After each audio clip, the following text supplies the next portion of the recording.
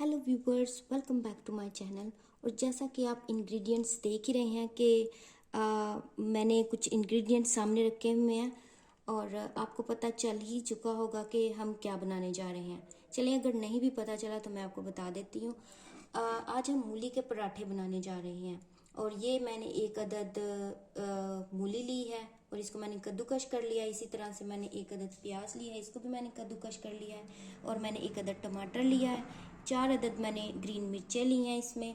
और मैंने आटे का डो पहले से ही तैयार करके रख लिया है।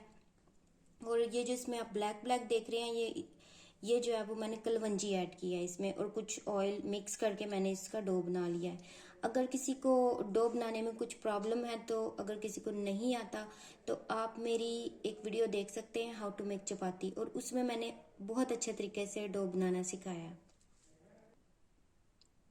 तो उसके लिए हमने पहले तैयारी करनी है अपने मसाले की। तो पहले हमने मूली वाला जो मसाला है वो तैयार करना है, ताकि मूली के पराठे टेस्टी बन सकें। तो उसके लिए मैं क्या करने जा रही हूँ कि मैं प्याज फ्राई करने जा रही हूँ। ठीक है, सबसे पहले हम प्याज को फ्राई करेंगे।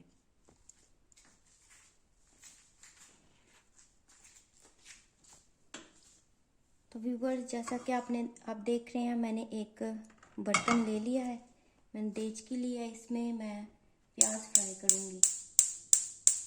ये मैंने आग जला ली है, इसको मीडियम आंच पे रखना है आपने। और इसमें मैं ऑयल डालने जा रही हूँ।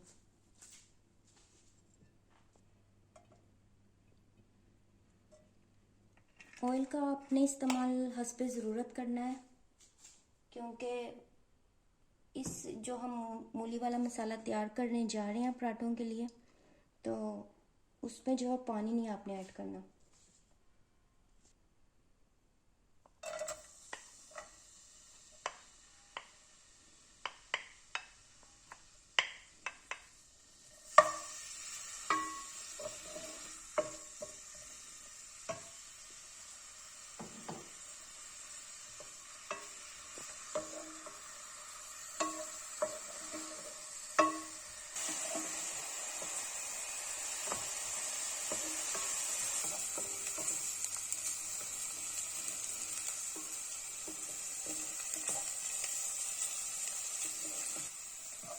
जैसा कि आप देख रहे हैं, मीडियम आंच पे मैंने प्याज को जो है वो फ्राई कर लिया है। अब इसमें जो है वो मैं ऐड करने जा रही हूँ टमाटर को।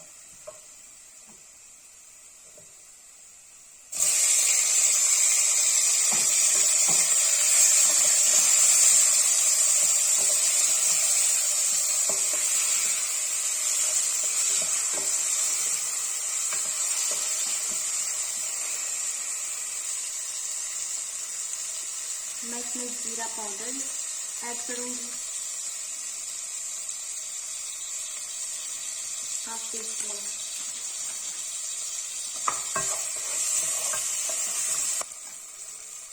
वन टीस्पून इसमें मैं अजवाइन ऐड करने जा रही हूँ। आंच को अपने थोड़ा सा स्लो कर लेना है आंच को, और फिर आपने इसे कंटिन्यू फ्राई करना। और इसमें मैं कुछ मसाले ऐड करूँगी, और अभी फ़िलहाल इसमें मैं ग्रीन मिर्ची डालने जा रही हूँ।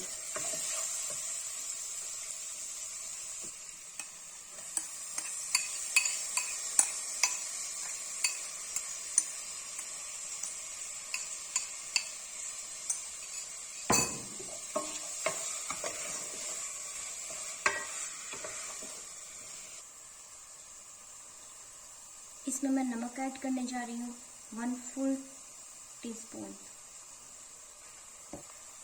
हल्दी 1/2 टीस्पून। मिर्ची मैं इसमें ऐड कर रही हूँ 1 टीस्पून। अब आप इन सब मसाला जात को अच्छी तरह से भून लें।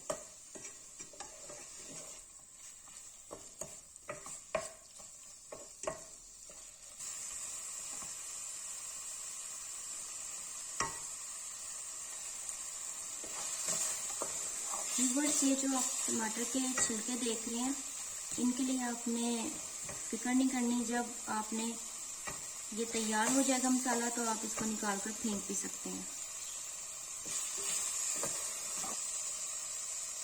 مسالہ جو ہے ہمارا اچھی طرح سے فرائی ہو چکا ہے. 5 منٹ ہو گئے ہیں. تو میں اس میں مولی جو ہے وہ میں نے جو کدوکش کی ہوئی ہے میں اس کو اندر ایڈ کروں گی.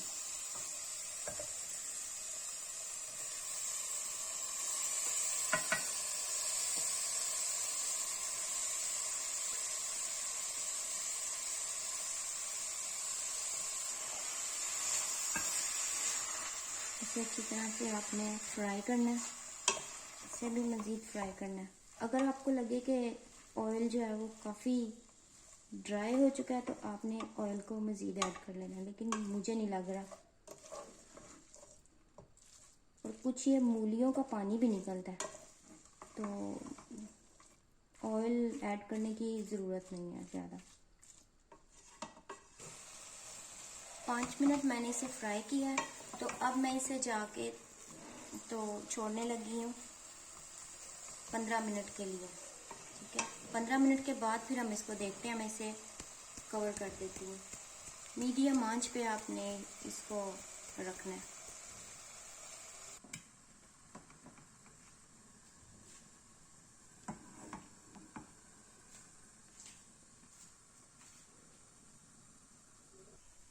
پندرہ منٹ ہو چکے ہیں. اب ہم اسے چیک کر رہے ہیں. تو آپ دیکھ سکتے ہیں ابھی پانی جو ہے وہ ٹھیک طریقے سے ڈرائی نہیں ہوا. تو آپ نے کوشش کرنی ہے کہ اس میں پانی نہ رہے. اچھی طرح سے یہ فرائی ہو جائے. اور اس کا دوسرا طریقہ بھی ہے. اگر آپ اسے ڈرائی نہیں کرنا چاہتے اور آپ اس میں کچھ پانی رکھنا چاہتے ہیں، یا آپ چاہتے ہیں کہ یہ تو بہت ہیکٹک ہے پاس کھڑے ہونا اس کا پانی سکھانا، تو آپ اس طرح سے کر سکتے ہیں کہ جب یہ ٹھنڈا ہو جائے تو آپ اسے سکویز کر کے اس میں سے جو ہے وہ پانی نکال سکتے ہیں اور پھر آپ اس کو پراٹھوں کے لیے یوز کر سکتے ہیں. جیسا کہ آپ دیکھ رہے ہیں کہ مسالہ تیار ہو چکا ہے. اور اب میں اسے جو ہے وہ ایک پلیٹ میں نکالنے لگی ہوں تاکہ یہ جلدی سے ٹھنڈا ہو جائے.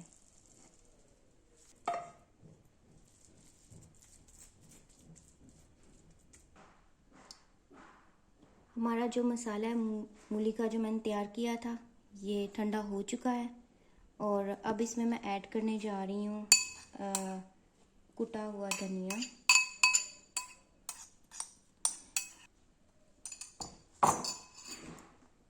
یہ آپشنل ہے اور اگر آپ چاہیں تو ایڈ کر سکتے ہیں، کیونکہ مجھے دھنیا پسند ہے اس لیے میں اس میں ایڈ کر رہی ہوں.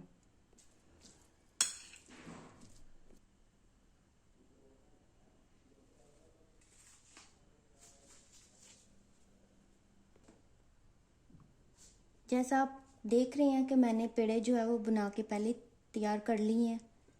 تو اب ان کو ہم بنانا شروع کریں گے. تو اب آپ دیکھیں کہ کس طرح سے یہ بنتے ہیں پراٹھے.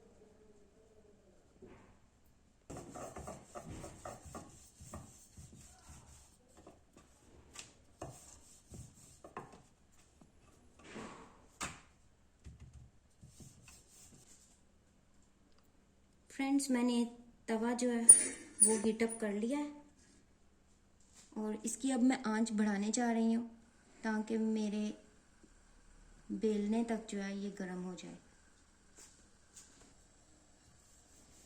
ایک پیڑا میں نے بیل لیا ہے. اب اس کو میں ایک سائڈ پر رکھنے لگی ہوں کیونکہ مجھے دوسرا بھی چاہیے اس کا ساتھ ہی.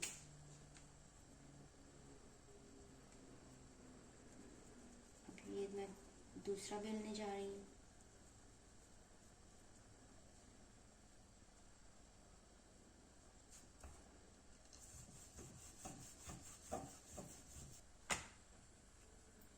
اور اگر آپ کا آٹا اچھی طرح سے گوندا ہوا ہے تو یہ بہت اچھے طریقے سے پیڑے بیلے جائیں گے.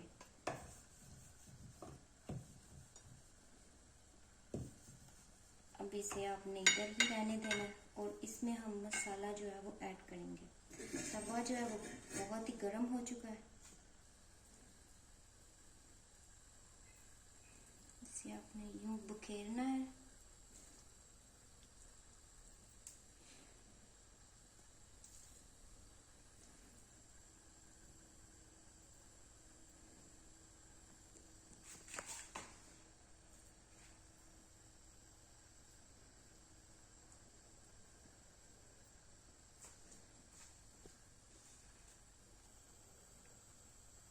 بیلی ہوئی جو روٹی ہے، جو چکیل ہے، اس کو ہم نے اس کے اوپر رکھنا ہے.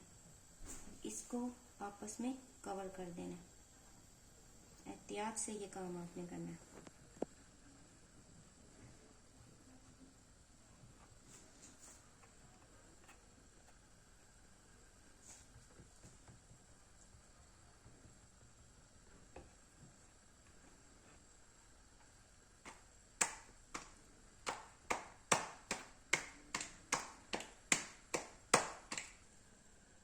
اور اسے آپ نے توے پر ڈال دینا ہے.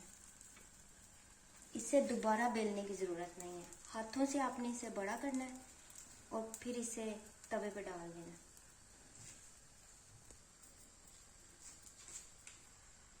اس کی سائڈ چینج کر لیتے ہیں آپ. یہ دیکھیں، جب آپ کو لگے یہ پک رہی ہے تو اس پہ آئل ایڈ کریں.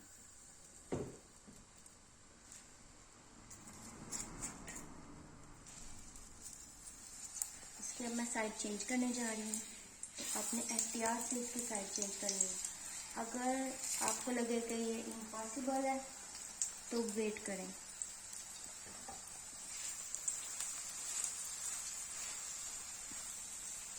یہ اب تھوڑی اور پک چکی ہے تو میں اسے ایزیلی جو ہے اس کی سائڈ چینج کر لوں گی. یہ دیکھیں گے میں نے ایک اسپون کی مدد سے اسے سائڈ چینج کر لیا. اور اسے اب بھی آپ نے پکانا ہے اس پہ.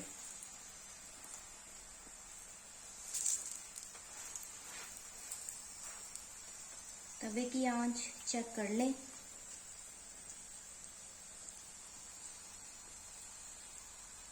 تھوڑی سی کم تھی، میں نے تیز کی ہے.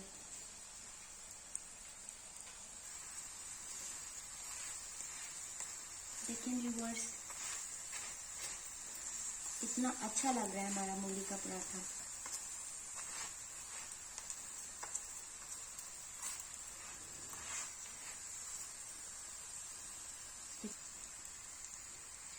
جیسا کہ آپ دیکھ رہے ہیں پراٹھا پک چکا ہے. اس کو بار بار سائڈ چینج کرنے کی ضرورت نہیں ہے. اب آپ اسے پلیٹ میں نکال لیں.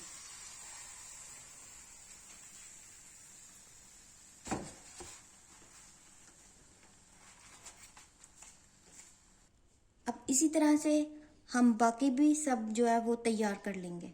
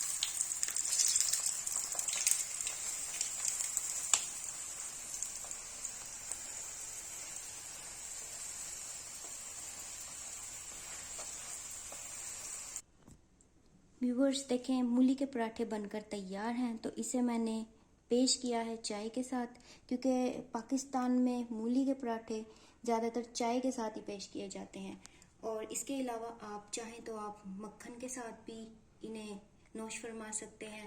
اس کے علاوہ آپ اسے رائتے کے ساتھ بھی پیش کر سکتے ہیں، اور یہ بہت ہی ٹیسٹی ریسیپی ہے، اسے آپ ضرور ٹرائی کیجیے گا اور پھر مجھے بتائیے گا کمنٹ کر کے کہ آپ کو یہ ریسیپی کیسی لگی ہے۔